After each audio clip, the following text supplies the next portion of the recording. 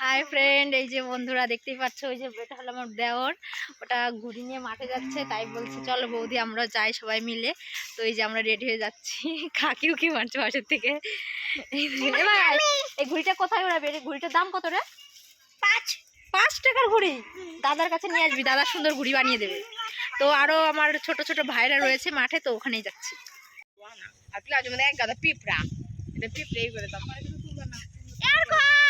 এই যে এখানে হলো ড্রেসের পাল্লা পাল্লি চলছে, কে কত শর্ট জামা পড়তে পারে।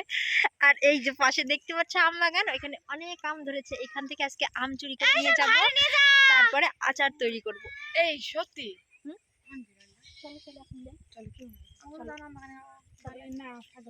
না কি তুমি কি পাও? আমি আম বাগানে যাবো নাকি? তাই আম বাগানে যাবো না, আম বাগানে পাহারা দিচ্ছে। ওই যে আম বাগানে এখানে পাহারা দিচ্ছে।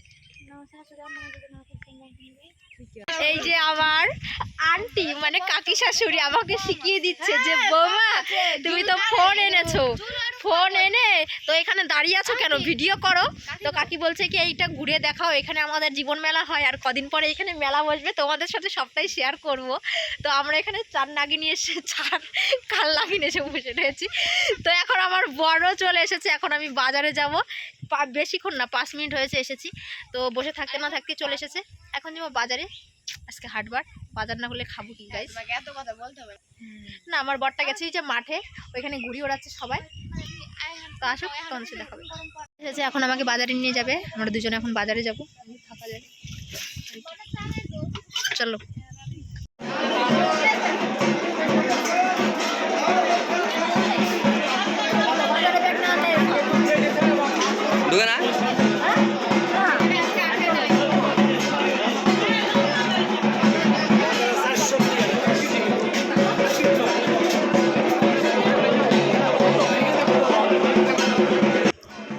শাক কিনে কিন্তু চলে এসেছি লেবুর দোকানে। আর লেবুগুলোর কিন্তু এক একটা পিস ছিল 10 টাকা করে।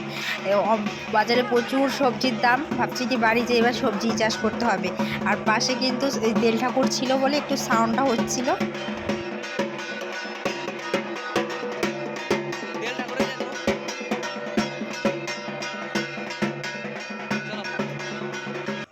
আমি কিন্তু বাজার করে চলে এসেছি চাউমিনের দোকানে একটু বাড়ির জন্য নিয়ে যাওয়ার জন্য। তো বন্ধুরা, আমার ভিডিওটি কেমন লাগলো তোমরা অবশ্যই কমেন্ট করে জানাও।